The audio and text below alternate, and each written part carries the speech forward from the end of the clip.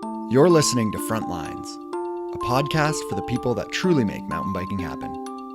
Not the riders, racers, or product designers, but the builders, advocates, and the often forgotten board members of your local Mountain Bike Trail Association.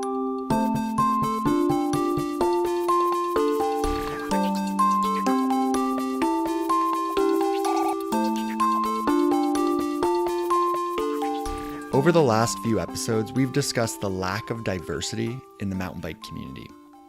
My guests and listeners have provided some great perspectives, and I'm excited to include another perspective in this discussion. If you haven't listened to the previous episodes, I strongly encourage you to listen to episodes 4, 5, and 6. You won't be disappointed. This episode, we'll be looking at diversity in the wider outdoor community, taking lessons from hiking and camping and how they can be applied to mountain biking. We'll also explore just why diversity is so important. My name is Brent Hillier. Welcome to episode 7 of Frontlines.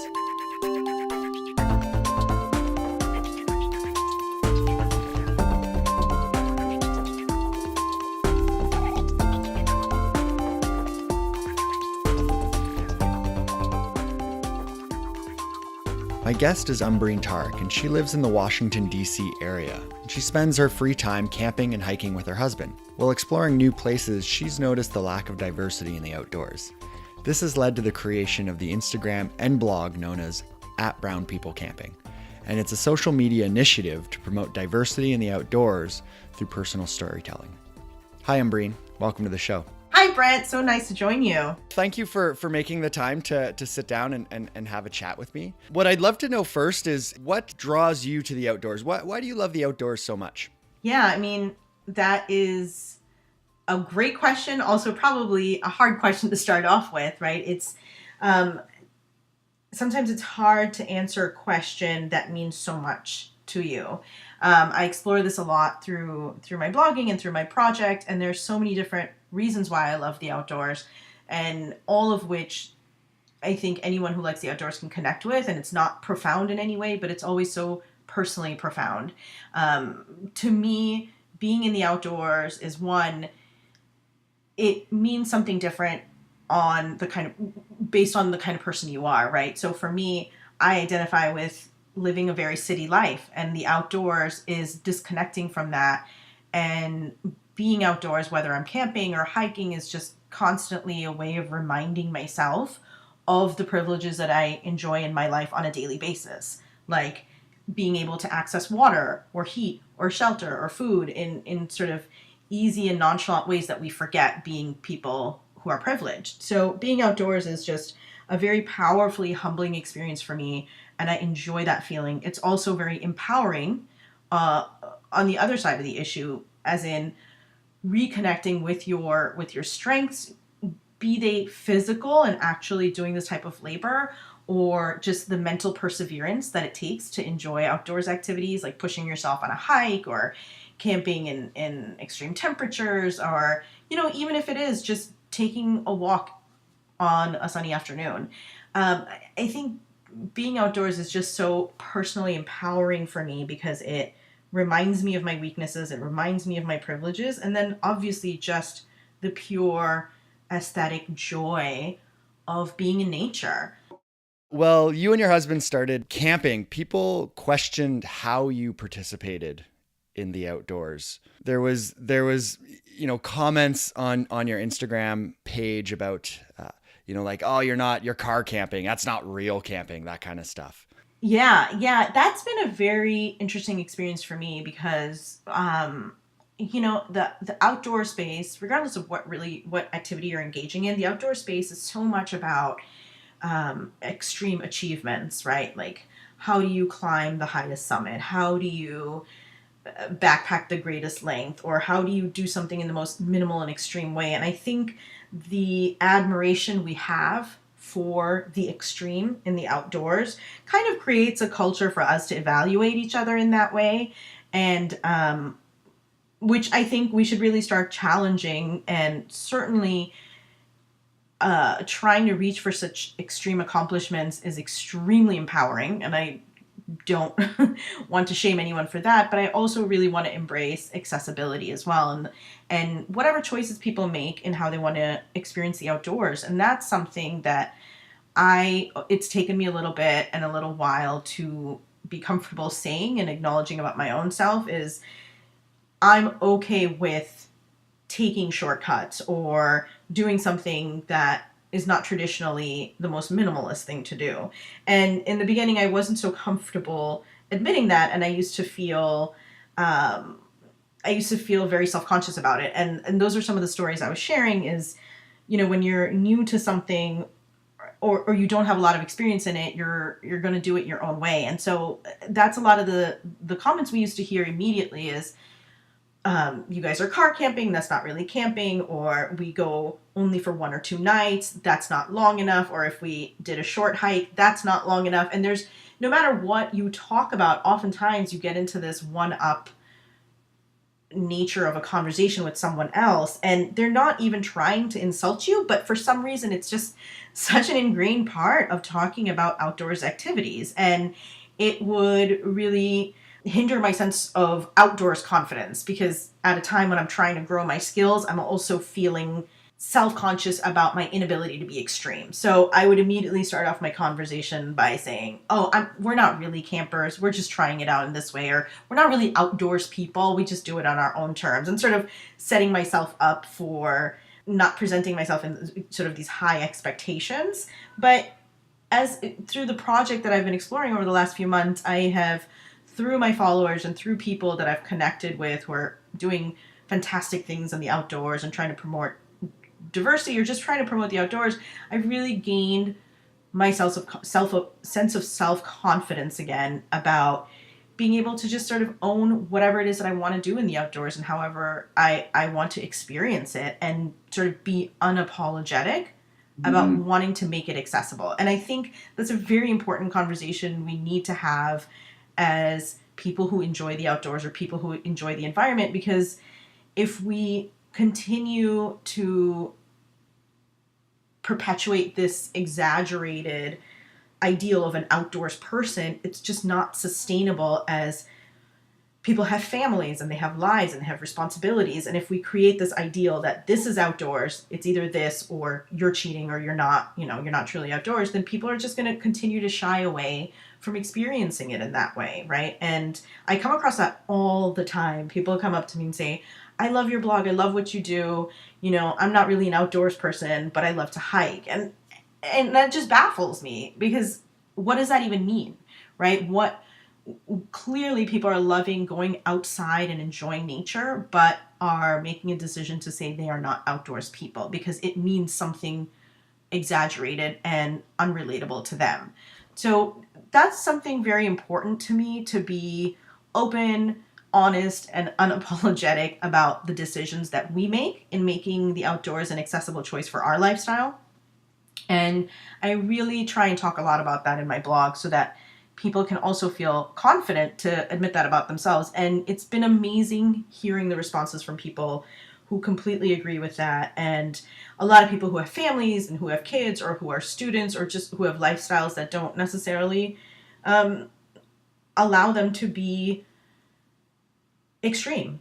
And it's been very empowering to see that most people feel that way. So I think it's great to start having that conversation and be proud of however we're going about integrating the outdoors into our lifestyle. I think the parallels with mountain biking specifically is huge. I mean, mountain biking is such a competitive sport in a lot of ways, even friendly competition. But you put things down to, I got down to the bottom of the trail faster than you did, or I can climb this part of the trail where you have to walk up this part of the trail. And what's amazing is that even with race and gender removed from this, it's the outdoors is very, it's just not inclusive. It sounds like even without putting in or kind of discussing those other bigger, huge, human topics, it sounds like there's this automatic just, you're not part of the club. You're not doing it the right way, and you're not included. Yeah, and I think that's a very important point, because it's not about necessarily race and gender and other identities. It's a pretty central issue that affects the outdoor community culture. And I think it absolutely affects people who want to try it, and it creates another bar for entry for folks who don't necessarily have experience with it. And that's where I think there is an overlap with diversity issues, but they are also independent issues. With my discussions that I've had over the last few episodes, I've talked a lot with my guests about, maybe we're not necessarily doing something overtly wrong in the outdoor community and in our outdoor sports and activities, but maybe we're just not doing everything that we could. But just by reading and going over your Instagram account and your blog and reading some of the comments, you've received overtly racist backlash. Yeah, and that has been very, very surprising to me, because I actually agree with your premise that in this unique space, the lack of diversity in the outdoors is much more nuanced, and it's much more about people's inability to access the outdoors, not overt exclusion. And I think the call for action on my end is what we can all be doing to promote the outdoors more and to promote people who aren't necessarily represented in the community to get out there to try it, and how can we help that experiential process. That's what I truly believe. And what has been interesting to me is learning about the voices who feel offended, angered, or disagree with the basic premise that we need to diversify the outdoors. And that was something very surprising to me, because I didn't really think that there would be people who felt so strongly or disagreed so strongly with that. And what I've learned through those comments has been a number of patterns. One is that there are people who feel almost accused by this conversation, when just by claiming we need to diversify the outdoors, there aren't that many people of color out there that as there should be. The trails should represent how America looks, or how your country looks. Your population demographics should be sort of representative of who's enjoying the outdoors. And that conversation, so immediately people feel accused by that conversation and feel as though, I'll just speak for myself and not necessarily anyone else who's engaging this conversation. When I say let's diversify the outdoors, people feel accused that I'm saying white people are excluding people of color from the outdoors, and that's unfair, and that's not true, and that I'm being racist or race baiting. And I think it's interesting, and I value everybody's opinion in this conversation because it is sensitive, and it's something I never thought of in that way. So I really try in all my messaging to talk about everybody's responsibility to promote the outdoors, because ultimately we need to grow our community of people who love being outside so that we'll have a larger community to protect the environment. And with just population growth, the way it's going, we need to do a better job of growing our community. And that includes the growing population of people of color. And it's interesting to me that people feel accused in that way, but that is a reality. So there's a lot of sort of frustration coming from that end. Another pattern that I've noticed is people saying that, I've seen people of color on the trails. I go outside. I don't see the lack of diversity. Therefore, I believe your call for greater diversity is a non-issue, is disingenuous, or is sort of a disingenuous campaign, right? And this, what I like to think of is this sort of confirmation bias, that I see people of color outside, therefore this is not an issue. I don't believe it. And that this is this is a conversation that's disingenuous. And that has been really interesting to me, because it's something hard to try and respond to if people want to rely only on their observations. So another goal that I'm setting for my project is, how can I shed light on the fact that there are different experiences out there. The numbers are the numbers. We have, for our national park system, the numbers are representative of what's actually happening, who's actually visiting our national parks, and the majority of it is white people.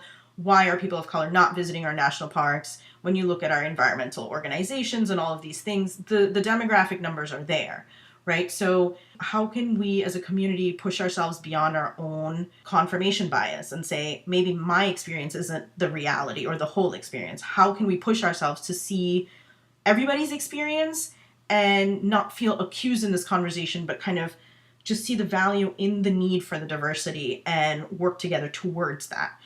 So those are some of the patterns I've seen in some of these comments where people feel accused or people feel like we're making an issue that doesn't need to be made an issue of. And these things are inherently not based in the reality of the situation. So my goal for my project is kind of to shed light on those realities and to not necessarily tell people that we need it, but to show people why we need it and what the value added is of getting more people out there to enjoy our environment. Yeah, I think there's some really interesting arguments against this, and I think that what I've learned over the last few episodes and with my discussions is that this is very important. And I think sometimes when we get into our bubbles and we all have our own little bubbles within the outdoor community, you know, I've got my little mountain bike bubble and you know, you might have within your community, you've got your little camping and you know, bubble, and you hang out with the same people and we look around and we go, this seems great. Things are going well. But when we kind of back up and we look at the big picture, I think that there's actually a decline in a lot of engagement. And we may not necessarily see that, but it's important that we get more people out there. And I think for me, it's advocates for the environment and advocates for the outdoor. And the more advocates we have for the outdoors, then the more sustainable every other part of our life is going to be.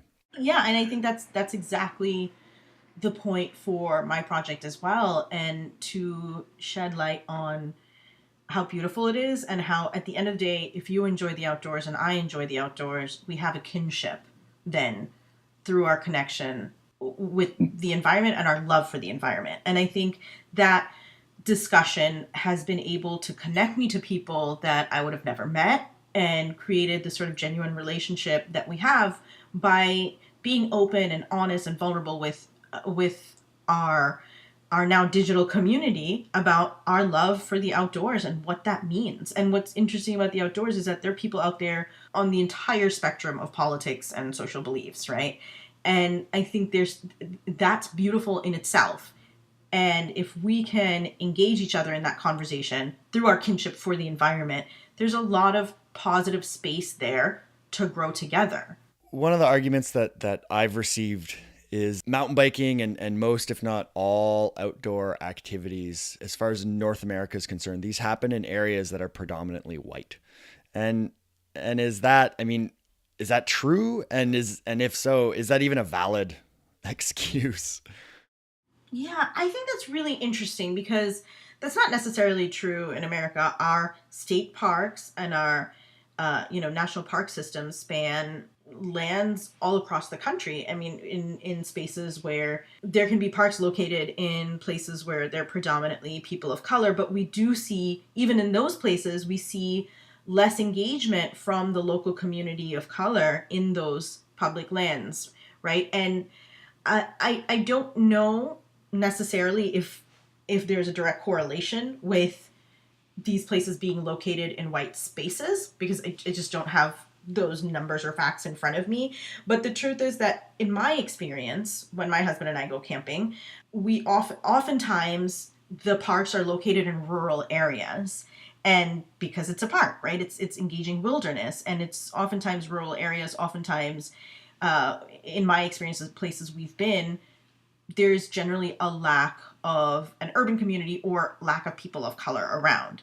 So there's a natural, I think, discomfort that comes with being physically sticking out in a place. And to me, as a city person or a person who's grown up in urban spaces, there's a natural discomfort with being in rural spaces, right? I'm just so aware of the lack of development. And all of these sort of factors come into play when I take myself out and go into a place where I'm a minority for several reasons other than just my race. So when I think people who haven't tried certain outdoor activities before, all of these things sort of come into play in your mind and your comfort level to push yourself outside of that comfort level to try something new. I think these can naturally be just sort of sensitive points for someone to overcome. And if it's not a positive experience, all of this is associated along with it, right? That's the natural human nature. So I think it is very complicated, but the basic, I think, motivation for us all to be sort of gunning for is exposure. And the reason I enjoy the outdoors, the reason I still kind of go out of my comfort zone and go to rural places or places that I'm not familiar with is because I tried it, or I was exposed to camping and the outdoors at a young age, and I grew an authentic love for it. So I have perspective. I have a motivation factor to say, okay, I want to feel that way again.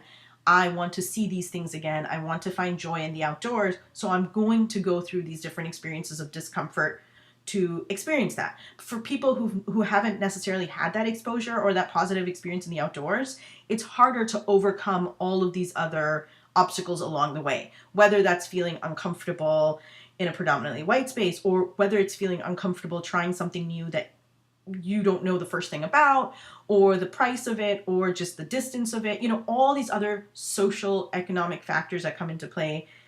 It really comes down to, if you've had that sort of exposure before, it's great motivation to get you through these other moments of discomfort. And if you haven't, I think it just becomes a higher and higher bar for entry. Who got you into the outdoors first? It's a really fun story because so my family and I, we moved to the United States when I was 8 years old from India, and we moved to Minnesota. And Minnesota is actually a really cool state in the sense that it has a very outdoors culture. It's a state that's in winter for most of the year, but when the warmer seasons come, everybody's outside. They're camping, they're fishing, they're hunting. And so when we moved to the United States in January to Minnesota, and it was sort of the dead of winter, and we started learning about the culture around us. And my parents, being adventurous people, considering they moved from one country to the other, they were also willing to kind of try different things around them. So we just sort of picked up a tent because we saw that that's what other people did in this culture. And my parents bought a tent, we saved up money, and then we just kind of went out and tried camping on our own. Nobody really necessarily introduced us to it. It was sort of like mimicking immigrant behavior in everything else that we were doing, whether it was learning how to drive or learning the public transportation system. It was something I think my parents wanted to try, and we did, and it became our own special adventure in the outdoors. And I also remember thinking, and we were all sort of, as a family, we're just so appreciative and admired this concept of sort of like public lands, right? That we've created, that in the United States, we have this system of like public parks that are clean and that our taxes go to it, and we can just go there and we can enjoy it. And so we started experimenting and just doing it on our own. We didn't have a lot of gear. We had absolutely, not really any knowledge of camping, but that's really how we got into it. And those are probably my fondest memories, because I think growing up as an immigrant kid in Minnesota was really tough, but being outdoors and camping with my family and kind of exploring this new world was just something that was a reprieve from our entirely other social experience that we were going through. And it was just simple and beautiful and empowering. So I carried that really positive association with me my whole life. And then when I was able to kind of develop a lifestyle for it, but when you are entering the outdoors as an adult and you want to make it a lifestyle, it's completely different. It's actually learning serious skills. It's actually, pushing yourself to try and build a fire, not necessarily, all these skills that I wanted to learn. So my husband and I started from square one, and we've been doing it obviously through innovation and experimentation, but also trying to learn it when you don't have a community or any sort of cultural background or any sort of social resources. It's also intimidating, right? we got into it because it's something I really wanted to integrate into our lifestyle, and we've been continuing to do it because every time we learn something new and every time we feel a different type of joy, and it is just sort of a self-perpetuating process of growing your love for the outdoors and growing your desire to make it more of a lifestyle. That's bold of your parents to just like go like, this looks like something to do and to dive out there. Cause there's a lot of people who grow up living next to these outdoor spaces and never do that. I live in Vancouver and we've got instant access to some pretty gnarly mountains and also some dangerous mountains as well. And yet there are people who spend their entire lives growing up next to these wilderness environments, and they'll never go out there, and they don't come from outdoor families, and with mountain biking, they don't come from mountain bike families. And one of the key kind of targets that has come out of this discussion has been getting to youth and trying to get to youth with like high school programs or youth programs at the school level, and trying to get them out there. Because I think without family, it's a huge leap to go out into the outdoors, to pick up a new sport, to pick up a new hobby. And so to make that transition a little bit easier, it's nice when you can kind of learn that as a kid. You learn it from, somebody that comes to visit your Girl Guides or your Boy Scouts troop, or you take an outdoor program at a high school level, that kind of thing. Yeah, I absolutely agree. And like I said, for me, I was in a strange way, I really do acknowledge it as privilege. I was privileged enough to be exposed to the outdoors at a young age, at a time when I didn't really feel privileged about a lot of other things.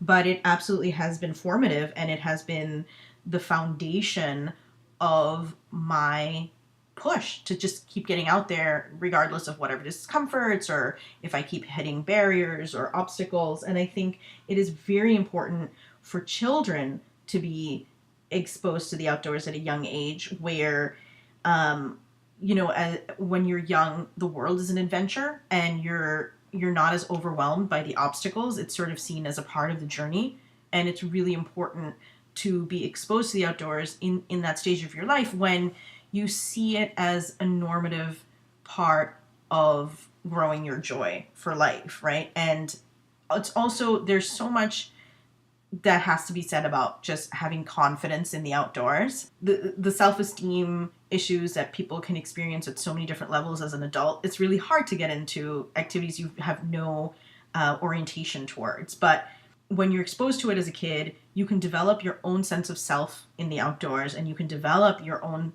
sense of confidence in the outdoors that will then allow you to experiment and enjoy it for the experience itself, and not feel self-conscious or burdened by the possibility of failure. It's just, I think it's so critical to expose kids at a younger age and give them the opportunity to make the outdoors a part of their identity. Whether they like it or not, that should be a decision that they're allowed to make.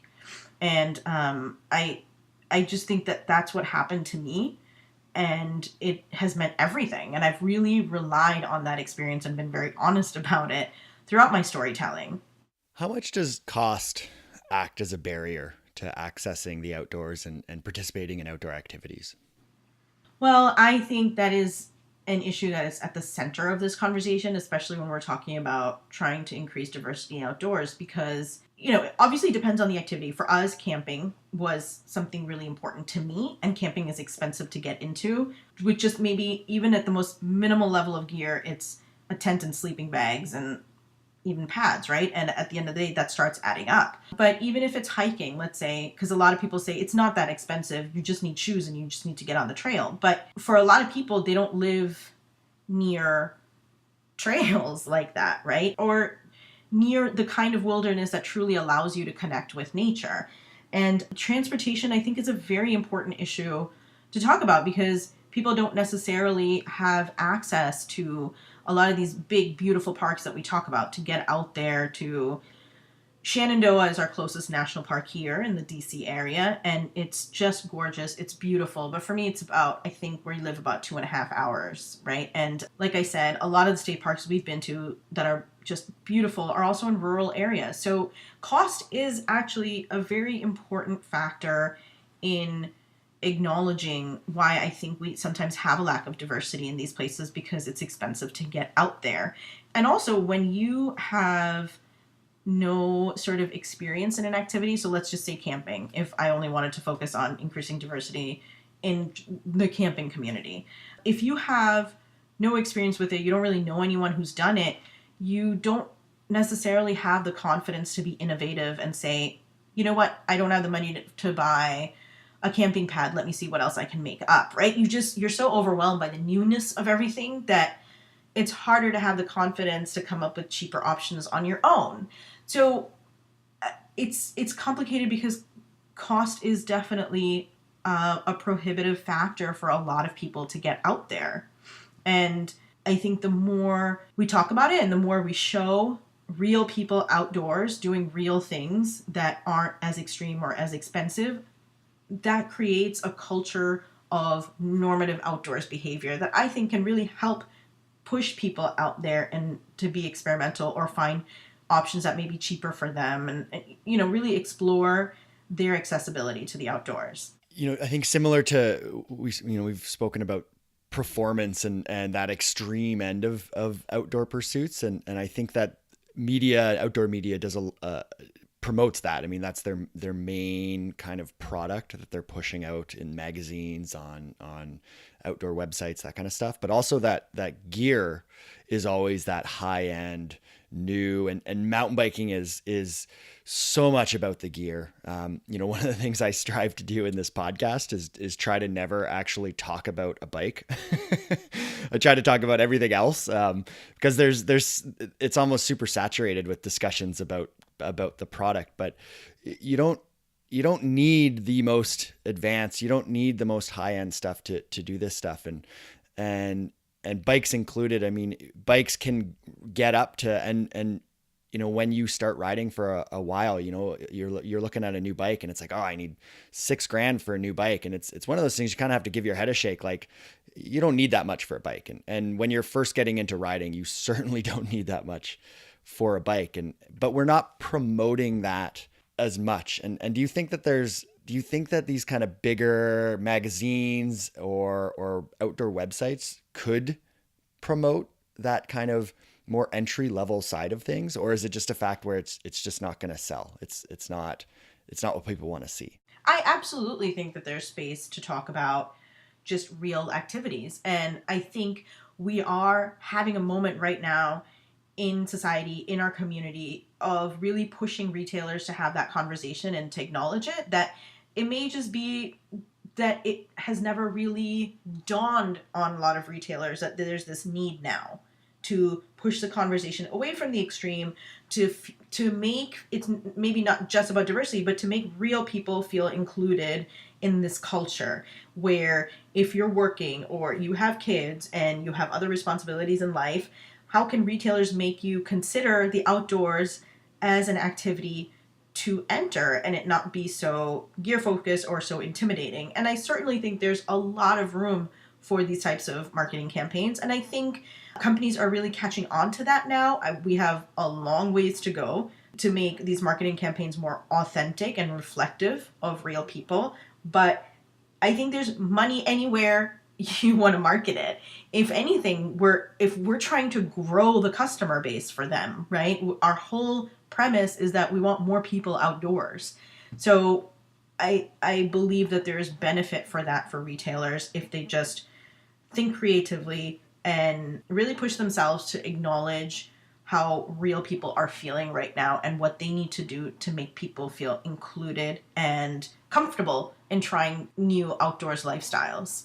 Yeah, one of the major outdoor retailers in Canada, they've shifted kind of their marketing a little bit recently, and what they've done is they've gotten into more gateway activities. So instead of really focusing on marketing, they certainly still sell the product, but marketing like ice climbing and mountaineering and that kind of stuff, they've started to sell yoga mats and road bikes and running shoes that aren't just for on trail, just regular running shoes to go run on pavement. And of course, right along with the theme that we've been discussing about, not being inclusive, the backlash was huge with their customer base, because this isn't extreme enough, right? But it's working. They're selling a ton of product, and I think they're getting more people out and doing more things. I mean, you've touched on it, the urban access to the outdoors isn't there. And so getting those people from an urban environment to the outdoors takes some baby steps and takes some of those gateway activities. I think like bike paths could help. Even just parks, parks that are full of trees as opposed to a park that's got a soccer goalpost in it. I think all this stuff can kind of help. And then the other thing that you mentioned too was driving. I mean, you've got to drive to these places, and that's a huge cost. I live in a city with great public transit, and I ask myself sometimes, if I didn't go into the outdoors as much as I do, would I need a car? I don't think I would. I think it's the reason why I own a vehicle. Yeah, and I think that's a very important part of it, is to, I think, like in the DC area, we definitely promote a lot of our local city parks because that's Washington, DC, and that's a very important part of its identity. But to embrace that lifestyle is to acknowledge that sometimes these places are far away, but how can we make those goals to achieve? Like for me, we can't necessarily afford this lifestyle, but we have to think ahead, plan ahead, save creatively. It's not just the money, but it's also your job, right? You have to have access to paid leave, or you have to have the privilege of being able to use your vacation time for these things and maybe not other family obligations. All of these factors come into play in acknowledging that large communities have to face a lot of obstacles in getting to the outdoors, but to be able to promote that lifestyle as accessible and to show other people who are doing that is a great motivator to make it more normative. And I think those conversations need to be had. So do you think that in order to increase diversity in the outdoors, that we need to change the systemic racism and sexism that's inherent with all things? Or do you think that we can kind of tackle this from more of a grassroots level? That's a tough question. Sorry. So basically you said, should we achieve world peace before we... Yeah. And it's like, can we just blame the lack of world peace on this problem? Or can we tackle this thing as outdoor enthusiasts? I think it's very intimidating and probably unfair to all of us to try and link the solution to this problem to other larger systemic problems. Certainly there's an overlap. Certainly when we think about how certain groups of people are so disenfranchised, the reason that they are disenfranchised and the consequences of their disenfranchisement obviously would affect their ability to go outdoors. But I think we should also engage in the conversation about how can I make a difference, right? I may not be able to solve the institutional racism that African Americans face in America, or that affects communities of color from not having disposable income to buy camping gear. I may not be able to solve that, but I can certainly acknowledge that in my conversations. I can certainly talk about the reality of what's happening out there. And what I've learned recently is that a lot of people don't even agree with the premise that we need greater diversity. So we may not be able to solve these problems, but I think it's incumbent on us to acknowledge them. And I think what you're doing through this podcast is brilliant, and is exactly what we need to be doing, is push ourselves to have these conversations, acknowledge the problem, and then say that we need to work as a community to figure out solutions. There isn't an easy fix for a complicated problem. We've learned this over and over. But a big part of solving this problem is a culture shift that needs to happen. The culture shift being that we need to honestly acknowledge that there's a high bar of entry to a lot of outdoor activities, and that we all play a very important role in developing a culture that values the outdoors. And if we can do that, that's the first step in helping promoting this lifestyle, and then helping find ways that we can grow our community together, and that that is actually a major priority for all of us, not just people of color, but for white people and everyone else, that growing our community is critical for our environment as a whole and to maintain it for future generations. Excellent. Well, Ambreen, thank you for taking the time to discuss this with me. And also thank you for what you're doing. I think for really bringing attention to this conversation. I think the platform that you're using is great. I think that even just the name is catchy and really brings some attention to it. And I think you're doing a great job. Well, thank you so much. I really appreciate that. I also just really appreciate the opportunity to sort of talk in this form, right? I mean, to me, storytelling is the most powerful form of connecting to another person. And I've said this before, which is I have a certain belief and I can tell you what that belief is, but it's more productive for us to share stories and share illustrations of why that belief exists. So I would rather tell you a story of how I discovered camping and what it means to me rather than just say it's important for us to grow diversity, because I think storytelling is very, very important for us to connect as individuals with different political and social beliefs. So I'm really excited for the podcast series you're doing and everything you're doing to grow this conversation. And like you said, it's beyond just mountain biking. It's just getting in the outdoors and finding all sorts of ways to enjoy it. So thank you so much, Brent. I really appreciate it. Thank you. Big thanks to all of my guests over the last 4 episodes and to Ambreen Tareq for providing another fantastic perspective. Once again, here's the opportunity for you, the listener, to get involved. Hopefully you're inspired to interact with Frontlines on social media. You can find me at BrenskiBikeski or send me an email at brent@bikeski.ca. And if you'd like to include your voice in this discussion, then please send me an audio file. It's always great to hear from the listeners, and it's fantastic to include your voice in this discussion. Using diversity as a springboard to discuss some additional topics, next episode will be about urban trails and just how valuable they are to the mountain bike community and surrounding community in general. Again, thanks to Jay Darby for his behind-the-scenes role in this episode's conversation. I can't stress enough how important and vital my listeners have been when it comes to this podcast, providing me with new ideas, pointing me in the directions of fantastic articles, and potential guests. Also, thank you to Lee Rosevear for the song Tech Toys. And if you like the show, then please share it with your friends, family, and fellow trail advocates. And if you haven't already, give us a rating and leave us a comment on iTunes or whatever podcatcher you're using. It helps others find the show. And finally, I'm Brent Hillier. This is Frontlines. Thanks for listening, and happy trails.